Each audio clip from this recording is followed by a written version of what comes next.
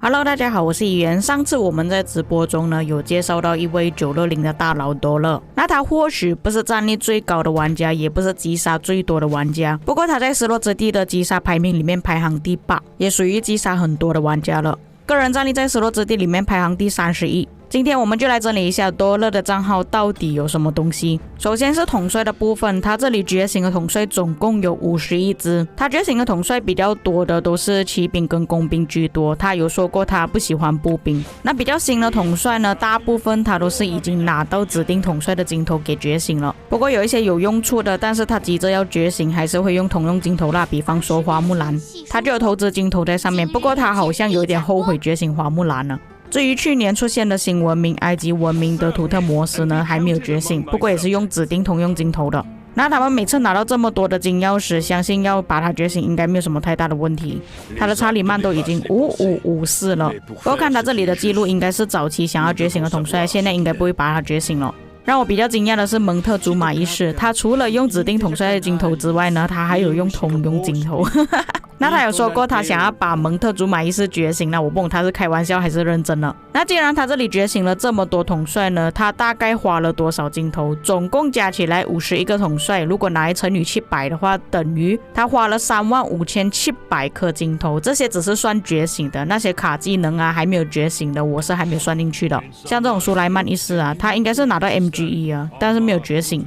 那他这里全部觉醒的统帅呢，把他们的金头换算去宝石的话，就变成17850万，花了这么多的宝石在觉醒统帅上面。当然我计算是用原价来计算了，就算是半价的话，一颗金色雕像2000宝石，总共要花71400万的宝石。就算我已经扣到半价一颗头2000宝石了，我也消耗不起这么多。我觉得用半价的计算法也比较接近准确一点啦，因为有可能通过一些活动拿到的，甚至不用宝石。不过像他们这样子要短时间内获得大量金头的话，至少每个星期都要把全部金头给买完，不然像我这样子玩了这么久呢，也只是觉醒20多个统帅而已。各位先不要感到惊讶先，后面还有更精彩的内容，我们只是算到统帅而已。接下来我们看装备的部分。其实老实说，多乐他这个账号呢，只是稍微比亚劳差一点点而已。第一套是毕业装全专属觉醒，再来第二套工兵装备全专属觉醒，甚至他还特意为了领袖统帅而专门去锻造了领袖装备。不看视频的话也是全专属了，不过他的武器是拿工兵的武器，其他的全部都是步兵了。那他上面已经安排了一套骑兵觉醒嘛，这一套呢就没有觉醒，他用的装备也不是失落之地的装备。步兵毕业装没有全专属，不过全部已经觉醒了。工兵全专属不包括饰品的话，金闪闪这里又多一套工兵装备，不过这里的装备都没有专属啦，也不是毕业装。理财也是有安排一套装备给他，没有全专属，也不是毕业装。最后一套骑兵装备呢，就安排在阿提拉身上，没有全专属，也不是毕业装，剩下都是一些零零散散的装备。所以他这里的装备呢，是做了3套工兵、3套骑兵、3套步兵，如果包括图拉真的那一套。那我们直接去参观一下他的书包啊，他这里也是有很多材料啊。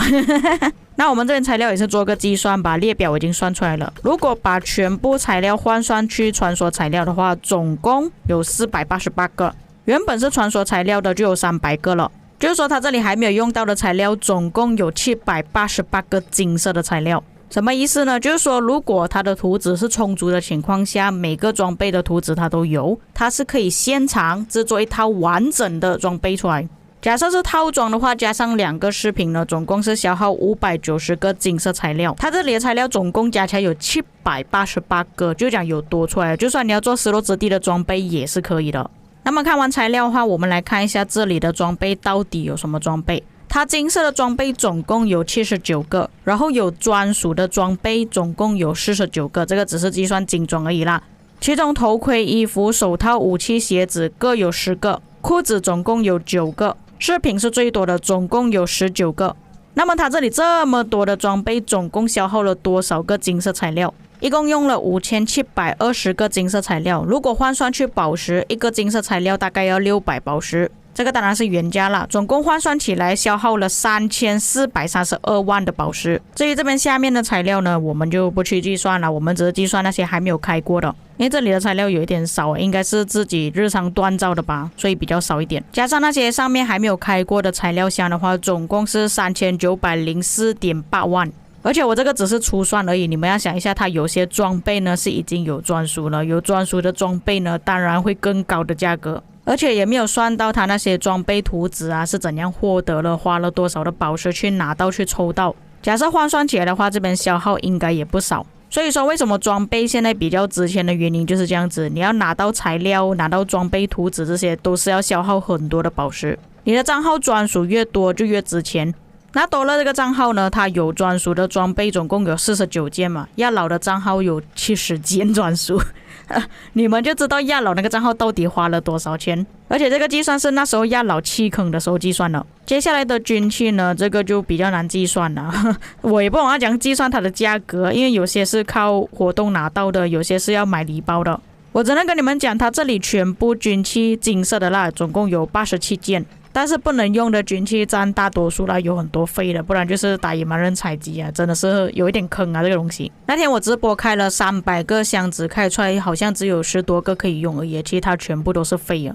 再来其他的材料呢，它这里其实蛮多东西都还没有开。那它的镜头呢，这里还有2000多个还没有用的。再来就是它的 VIP 点数了，这里到底有多少的 VIP 点数是还没有用的？总共有40499095点。什么意思呢？如果你是从 VIP 1开始升到 VIP 18的话，总共消耗是11150300的 VIP 点数。它这里总共加起来的 VIP 点数呢，是可以帮至少3个人把他们的 VIP 给升满了这真的是太狂了。我觉得官方如果出到 VIP 22的话，它点满根本不是问题。